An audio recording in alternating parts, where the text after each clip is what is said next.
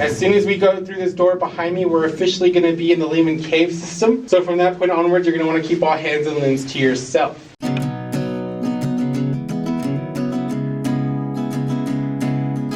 I'm going to the bathroom right now. Hopefully you can hear me. I'm not the only one left. There's still somebody up at the group site, but everyone around me is gone. It's like 9 in the morning. I slept in because I felt like it's just beautiful out here. I love it. I kind of woke up at sunrise, and so I got to see a little bit of the orange glow over the mountains, and that was pretty, but I was so tired. I was like, no, I can't do it. I have yet to see a sunrise, so maybe tomorrow.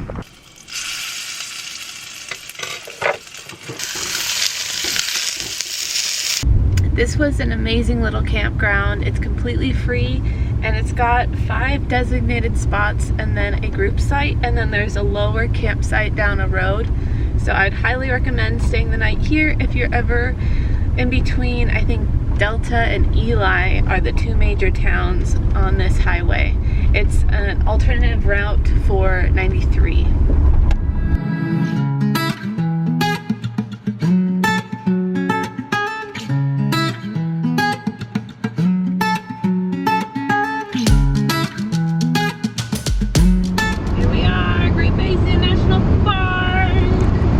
I made it to the visitor center, so I'm gonna go inside and check it out.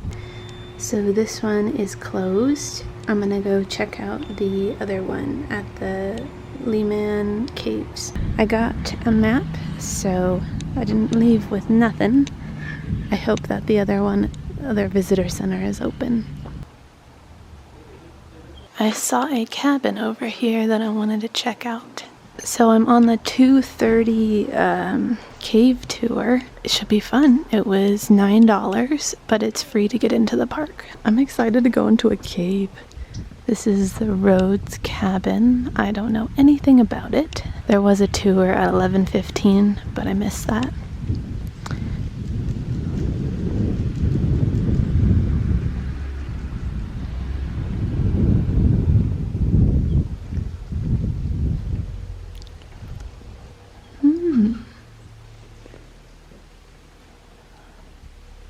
Oh, is the guest lodge for visitors going to the cave, this cabin.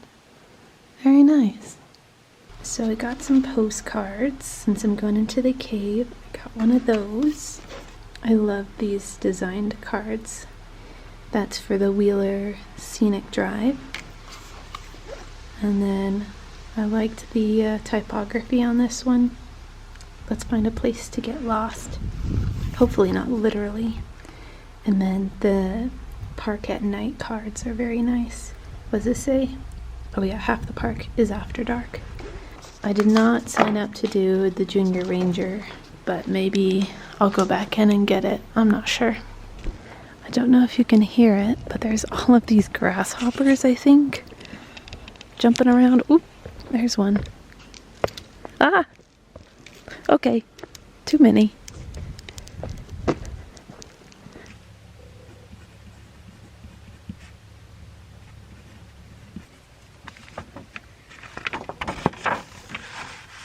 Look what I've got. A Junior Ranger badge. Yay! He went through the whole packet with me just to make sure I did it all and asked me a bunch of questions about it. But I got it.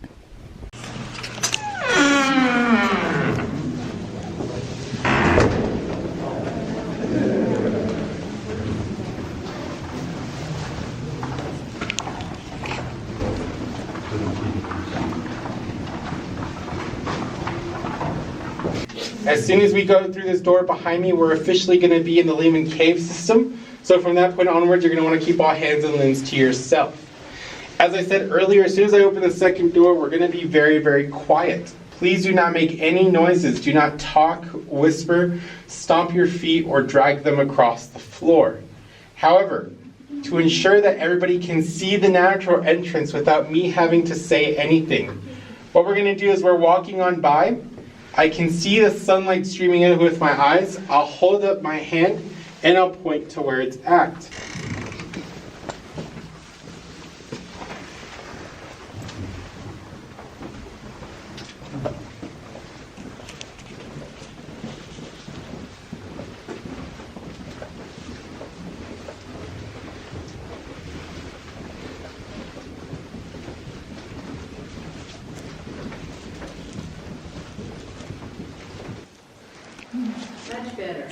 So again, you are allowed to take photographs, so please ensure your flash feature is turned off. Do not use any flashlights or anything like that in this section of the cave. Thank you. So here we are inside of the rose trellis room. The reason we call this area the rose trellis room is whoever was first in here decided that the stalactites, stalagmites, and drapery formations that cling here alongside this wall resemble rose trellises.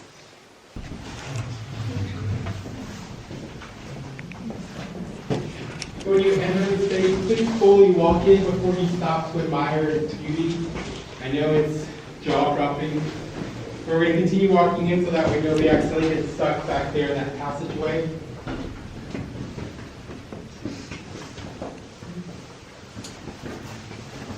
And if I could have those on the ground over here squeezing a little tighter, make sure there's enough space for everybody to fit into the music room.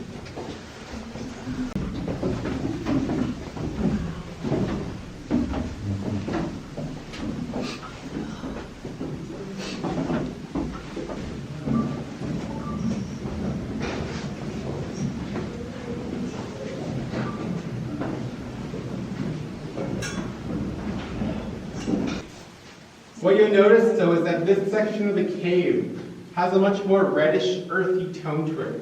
Where if you look up to the ceiling, it's much more beige or neutral than the rest of the cave.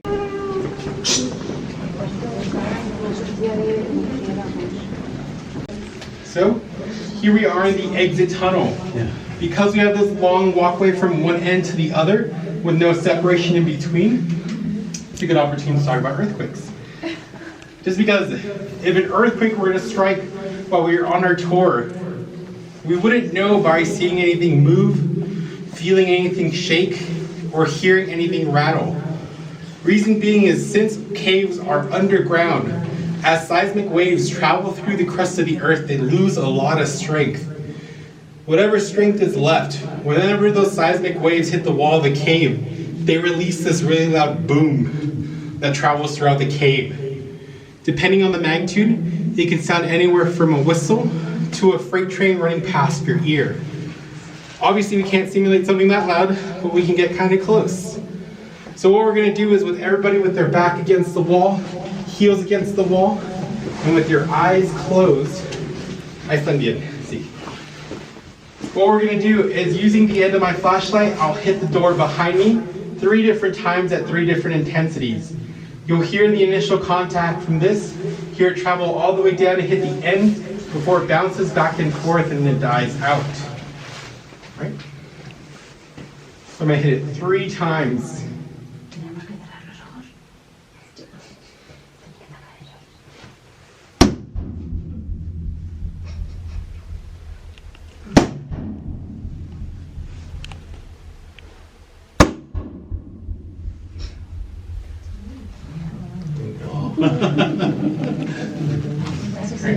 So what we're going to do is I'm going to open this door. It could be very sunny outside or it could be snowing or raining. I really don't know. But you want to prepare your eyes for the sun in case it does happen. And then I want to thank you all for joining us at Great Basin National Park. Please enjoy the rest of your day. Thank you. Thank you very much. So that was pretty cool. I really liked the cave. That was very interesting to learn about all the stalactites and the stalagmites, and seeing just everything in there was really cool. My favorite part was the end, because it was like this really cool auditory thing where he was, you know, hitting the door and like you could feel the boom. Like the first time he did it, it was like standing next to a bass amplifier. So that was really fun. I'm gonna go do the scenic route and then head to find camp on the lower end of the park. Yay! I did such a bad job with the windshield wipers. I gotta wipe them off. We are at about 8,000 in elevation right now. My ears are popping. The road is super steep right now. We'll see what's at the end of this road. This is kind of the only other place to check out in the national park, is to go to the visitor center and do the caves, and then this scenic drive, which takes you really high up So I'm excited to see the big views once we get to the top. I am at Mather Overlook right now and gonna check this giant mountain out. I'm at 9,000 feet, which is like incredible to think about, but oh, this is very nice looking observation deck.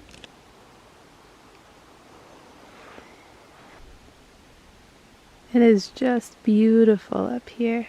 I am now at 10,000 feet in elevation, and I have an amazing look at Wheeler Peak. It's the end of the road, but I'm surrounded by an aspen grove, so I'll give you a little look at that.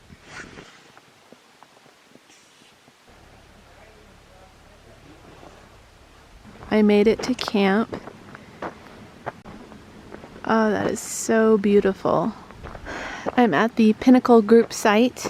It has some pit toilets and 2 picnic tables and looks like a grill.